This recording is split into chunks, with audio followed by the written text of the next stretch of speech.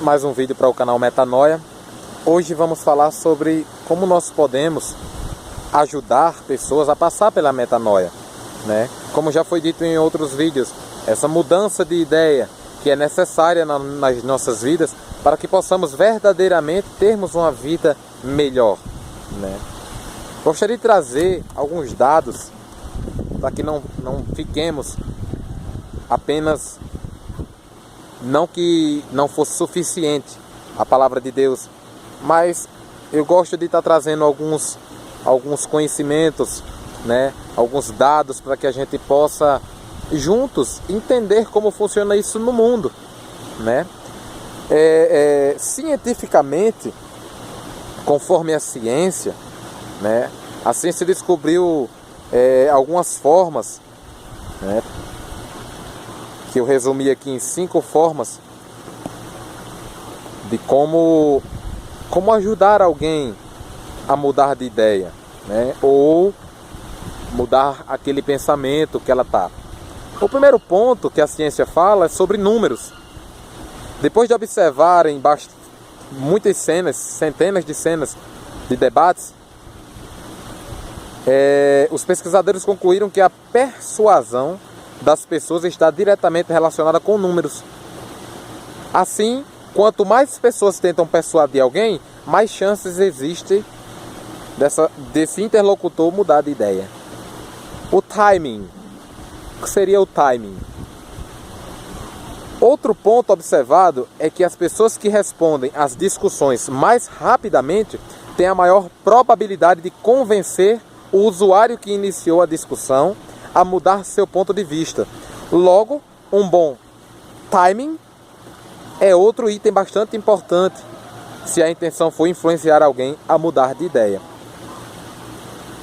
Lembrando que esse estudo ele foi feito num dos maiores fóruns de debates que tem no mundo. O terceiro ponto é a limitação / qualificação. Se você quiser fazer alguém mudar de ideia, a limitação ou a qualificação de algo a partir de condições ou exceções podem ser armas poderosas. Para isso, a frase "poderia ser o caso", dita de forma amistosa e usada com parcimônia, pode ajudar bastante. Quarto ponto, a insistência. Nesse caso, os pesquisadores alertam que essa pode ser uma forma de ganhar ou de perder a discussão. Porque a insistência de algumas pessoas, de alguns usuários, né, em determinadas discussões do fórum, conseguiu convencer o dono da teoria inicial a mudar de ideia após um longo debate. E em outros casos, no entanto, o que as pessoas insistentes conseguiram foi apenas deixar o papo chato e comprido. Então, para que esta técnica funcione, melhor casá-la com os truques que já listamos até agora. Isso segundo a ciência.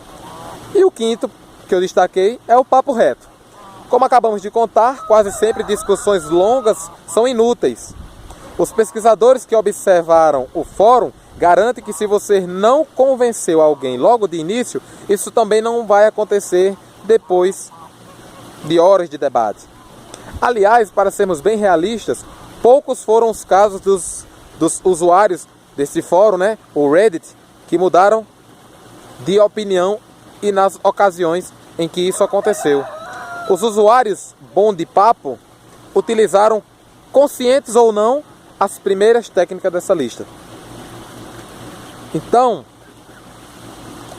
eu trouxe um pouco do que a ciência apurou em fóruns, né, na internet, de debates, que as pessoas passam o dia lá debatendo sobre determinados assuntos.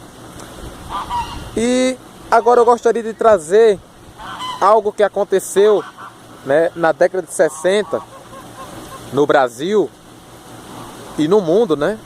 Mas aquele ano aquela década foi muito histórica, né? Tivemos grandes acontecimentos na década de 60, ali começo da década de 70. Mas no Brasil, em 13 de dezembro de 1968, o governo militar edita o AI-5, ou seja, o ato institucional número 5, dando amplos poderes ao executivo, suspendendo os habeas corpus para crimes políticos. Entre tantas coisas que sucederam naquela década e nesse acontecimento, eu gostaria de destacar uma música que de uma forma ou de outra nos conta os longos 20 anos de ditadura. Para não dizer que não falei das flores, composta por Geraldo Vandré, um paraibano retado. Um paraibano que depois de 1968 sumiu e ficou durante anos em silêncio, mas que deixou como herança para essas novas gerações uma composição que por muitos é considerada um hino contra a ditadura. Alguns ainda dizem que é a Marselhesa brasileira. Marselhesa foi um canto de guerra revolucionário que acompanhava a maior parte das manifestações francesas. E em 1975 tornou-se o hino nacional da França. Aquele foi um ano de grandes manifestações e marcos para a história, não só do Brasil, mas também na Europa e nos Estados Unidos, Tchecoslováquia e México. Tudo acontecia quase que ao mesmo tempo. A guerra no Vietnã, a Primavera de Praga, o assassinato de Martin Luther King, o assassinato de Robert Kennedy, o decreto do AI-5, a Tropicália, o Festival de Cinema de Cannes, entre outras coisas. Então, vivíamos um processo de ditadura no Brasil e aquela música, para não dizer que não falei das flores, de Geraldo Vandré, ela mudou o pensamento de muitos jovens, levando esses jovens aí para as ruas, né, protestarem contra aquela ditadura. Para você ver como uma música ela tem o poder de converter e de convencer a massa. Mas, como o nosso intuito aqui é trazer isso à luz da Bíblia, da Palavra de Deus, né? Conforme a Bíblia, temos alguns exemplos, né, sobre isso. Um dos grandes exemplos é a história daquela mulher de Samaria, a samaritana. A samaritana, ela teve a sua mudança de ideia, a sua mudança de vida, a sua metanoia, depois de um encontro pessoal com Jesus. Jesus, ele veio para os doentes, perdidos da casa de Israel. Ele não veio para os que estão bons, para os que são bons ou que se acham bons. Eu creio muito que existe uma forma de você mudar a ideia de pessoas, converter pessoas, trazer pessoas para Cristo. E eu defino eu defino em poucos pontos a forma de evangelismo que dá resultado, né? Primeiro, você chama a atenção da pessoa de forma drástica, né? Tenha um motivo para começar aquele papo, né?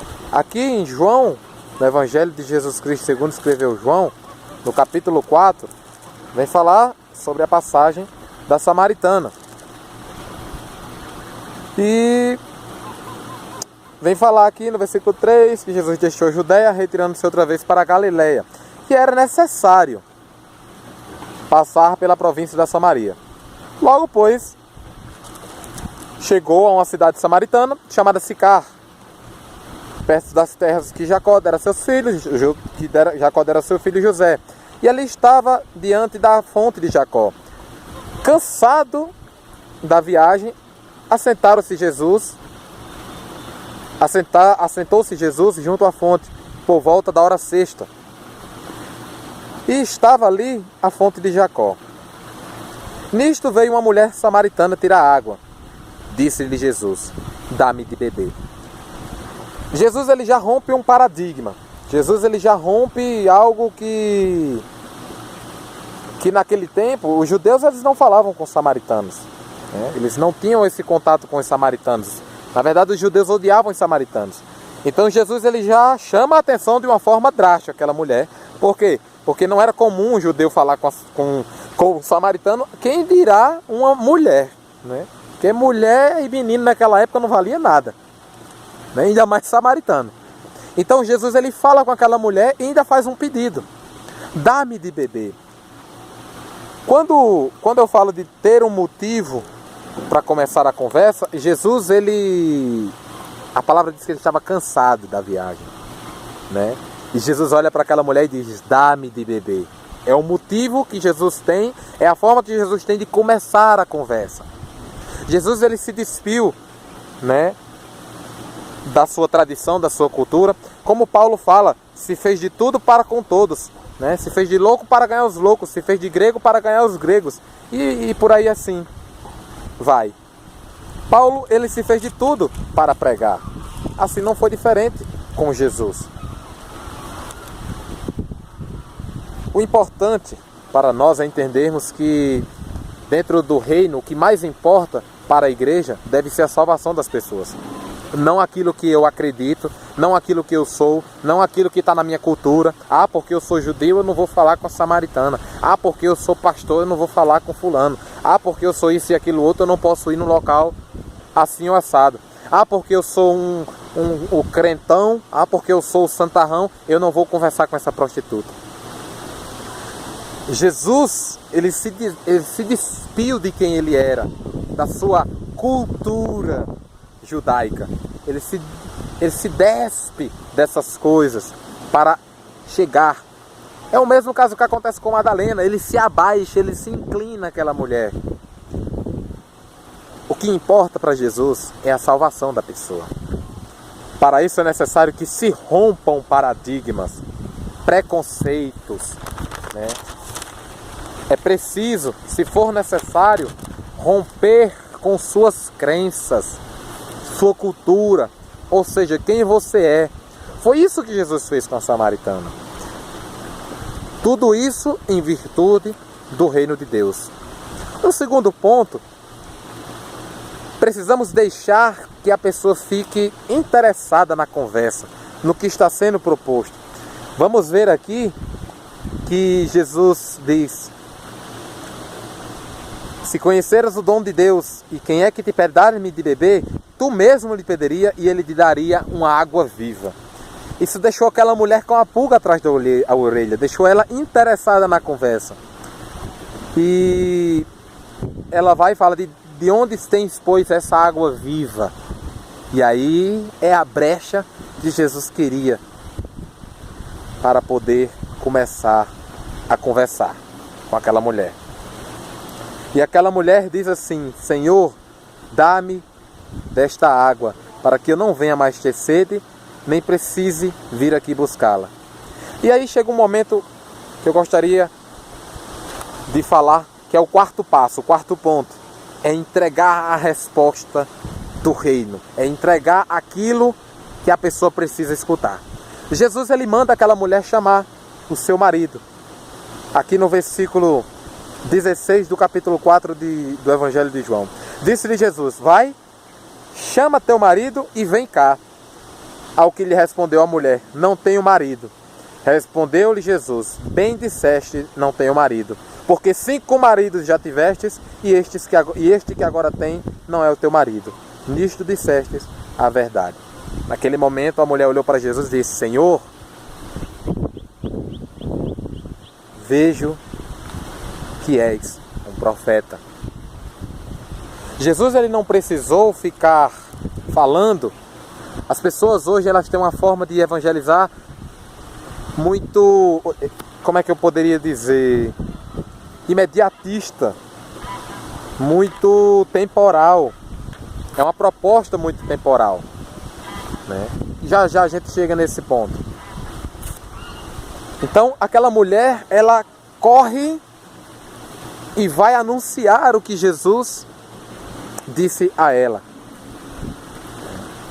Aquela mulher, ela e aí começa aquela conversa, onde é que eu devo adorar, é ali ou é aqui.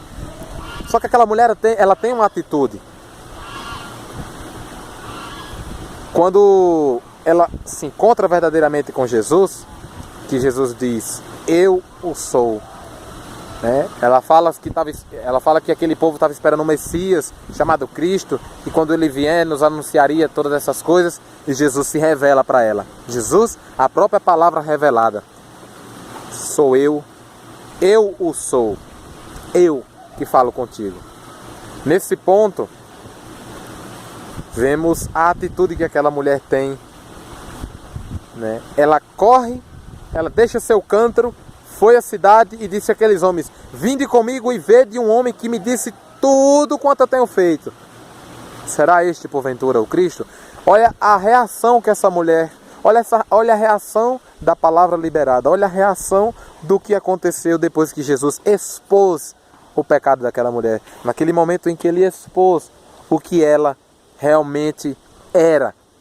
Ela foi lá e disse: venha ver, porque um homem me falou tudo o que eu tenho feito, né? E sabemos que a partir daí, aquelas pessoas vêm e escutam a Jesus e começam a acreditar em Jesus, não mais pelo testemunho daquela mulher, mas porque eles mesmos estão vendo aquilo ali. Gostaria de trazer algumas informações. 50 milhões de pessoas, mais ou menos, morrem por ano no mundo. Quantas pessoas conheceram o Evangelho? Quantas estão ou foram salvas dessas 50 milhões? Apenas 5% dos cristãos atuais tiveram a experiência de levar um pecador para Jesus. O resto não se preocupam em testemunhar Jesus. São cristãos passivos. 2% testemunham sua fé aonde for. Veja como é precário. Apenas 2% testemunham sua fé no trabalho, na escola, no trânsito, em todos os locais. A maior evidência da conversão é desejar que outras pessoas sejam convertidas.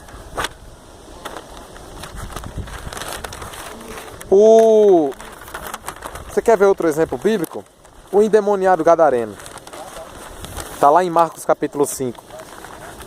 Aonde Jesus expulsou uma legião de demônios desse homem, né? E ele vai e diz: Senhor, deixa eu te seguir. Jesus diz: não, vai e anuncia o que foi feito na tua vida. E a partir dali, ele sai anunciando a maravilha de Deus em Decápolis. 10, policidades. Ele sai anunciando em 10 cidades as maravilhas que o Senhor fez na sua vida. Outro exemplo, Saulo de Tarso, lá no capítulo 9 de Atos dos Apóstolos. Mais precisamente no verso 20, diz assim: e logo pregava nas sinagogas a Jesus, afirmando que este é o Filho de Deus. Mas veja o que teve que ser necessário na vida de Saulo, né? Tal foi a mudança de ideia na cabeça dele, tal foi a mudança de vida na cabeça dele, que ele mudou até de nome.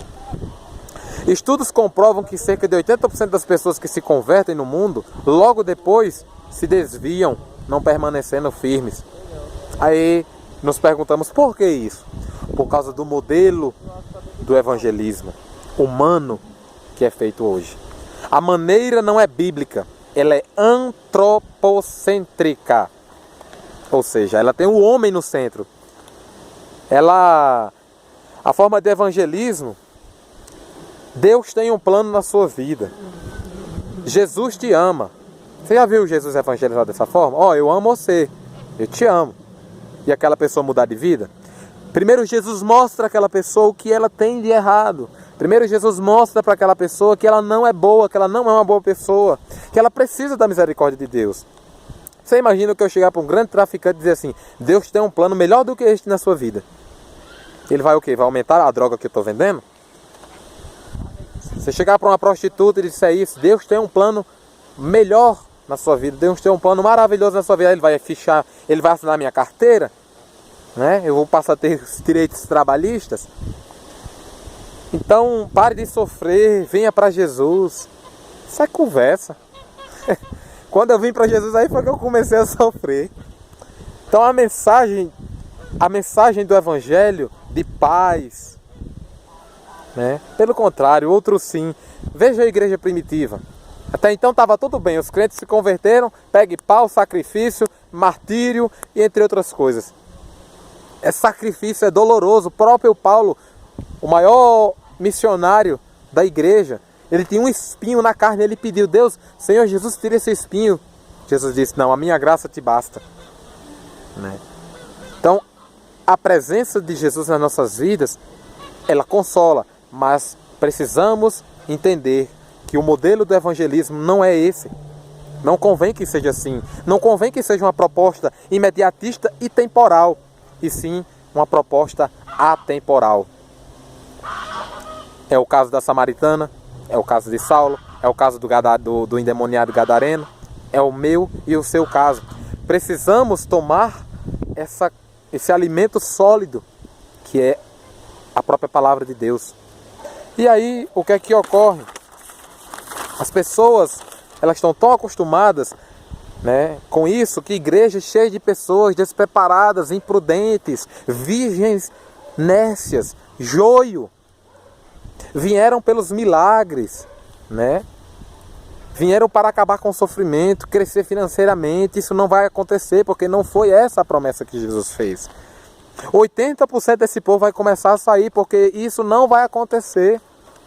A única maneira de sermos salvos é de nos arrependermos e crermos na salvação em Jesus. Desde a bruxa mais corrupta, a velhinha mais simpática serão salvas quando isso acontecer. Nossa grande função como igreja é levar as pessoas à fé. O plano de Deus, né, não consiste em vãs facilidades, em coisas fáceis. Né? Você vai chegar para um bêbado e vai dizer: Deus tem um plano para você. Ele vai me transformar no gerente da escola? É tudo que ele quer. Precisamos mostrar ao transgressor que ele transgrediu a lei. Vamos supor que alguém chegue na sua casa e diga assim: olha, você tem... pagaram uma multa de 25 mil reais para você. Mas eu não cometi nenhum delito.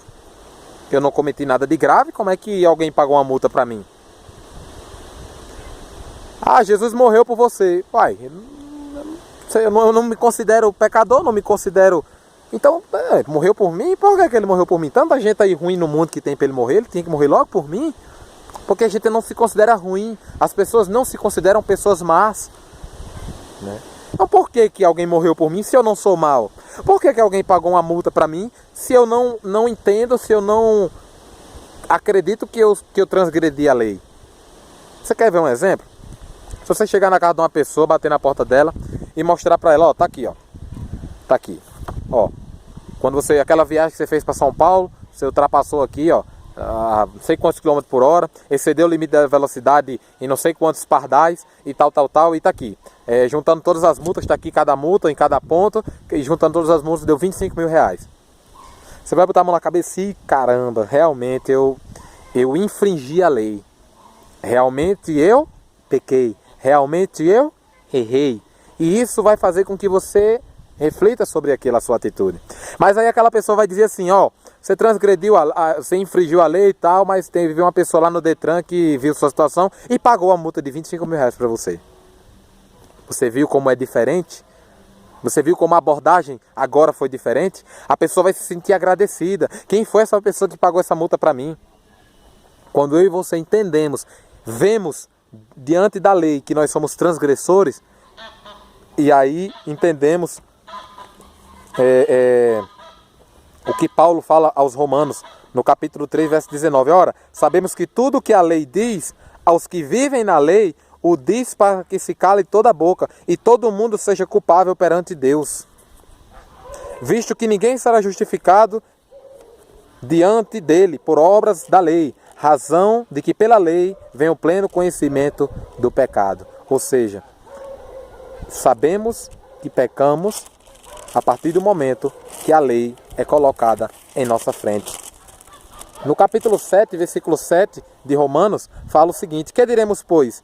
É a lei o pecado? De modo nenhum. Mas eu não teria conhecido o pecado, senão por intermédio da lei. Pois não teria eu conhecido a cobiça, se a lei não dissera, não cobiçarás.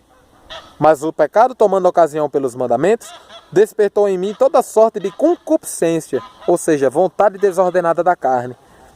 Porque sem lei está morto o pecado. Outrora, sem a lei, eu vivia, mas sobrevindo o preceito, reviveu o pecado e eu morri. O que Paulo quer dizer é que mostre a lei ao transgressor. A partir do momento que você mostra a lei, que você mostra aquilo ali, você começa...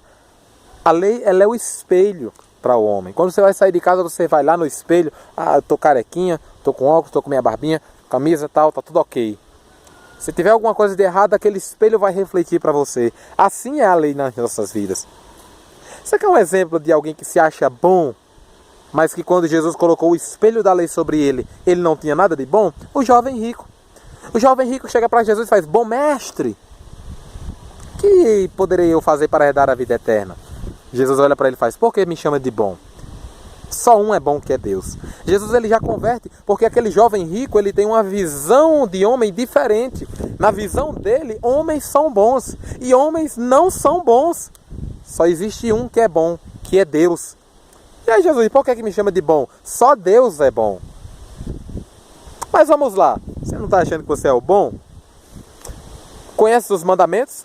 Não adulterarás, não levantarás falso testemunho, honrará teu pai e tua mãe, não roubarás, não furtarás.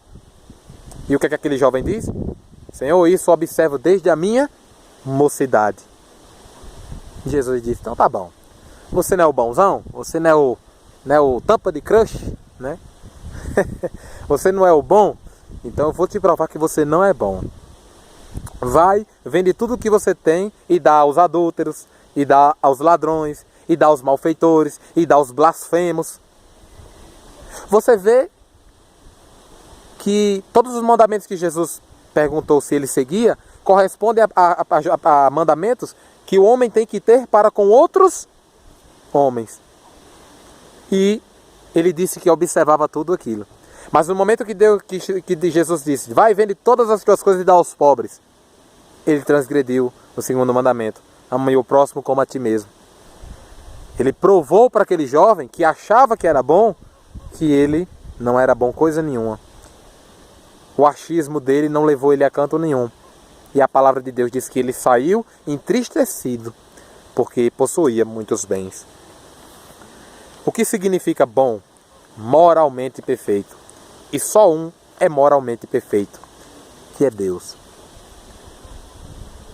Em toda a Bíblia, a forma de evangelismo, a forma de evangelizar, a forma de fazer com que uma pessoa mude de ideia, ela diverge da forma que o mundo traz, a forma que o mundo prega. Eu comecei esse vídeo falando sobre como a ciência vê isso. Falei sobre a música de Geraldo Vandré, né? Caminhando e cantando e seguindo a canção. Essa música, ela mudou a cabeça, ela mudou o pensamento de muitos jovens na década de 60, diante do ato inconstitucional número 5, o AI-5. Né? Durante esses 20 anos que passamos de ditadura militar, essa música ecoou nos corações de toda uma geração e fez com que pessoas mudassem de ideia de uma forma drástica. Mas eu tenho uma coisa para dizer para você. Mostre para as pessoas aonde ela está errando, com amor. Jesus, ele precisou apenas de um motivo. Ele ocasionou, ele gerou um motivo para estar com aquela samaritana. Jesus, ele nos ama de uma tal forma que ele quer apenas um motivo para se aproximar de mim e de você e mostrar para mim e para você que estamos pecando. Todas as vezes que eu peco, eu não reconheço o sacrifício de Jesus na cruz. Isso é muito pesado. Só que ele veio para que tivéssemos vida. As 3 vindas de Jesus. O Jesus que veio, o Jesus que vem e o Jesus que virá para levar a sua igreja. Que possamos ser pessoas prudentes, que possamos ser virgens preparadas, como diz na palavra, que temos ali o nosso azeite guardado, que venhamos nos convencer, que o Espírito Santo nos convença daquilo que nós estamos fazendo e que a graça de Deus venha sobre nós. Porque não vivemos diante da lei, mas sim debaixo da graça.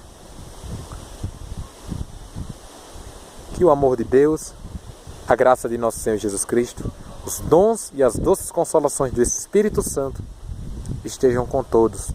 Desejo uma ótima semana a vocês. Que Deus abençoe vocês. Amém e amém.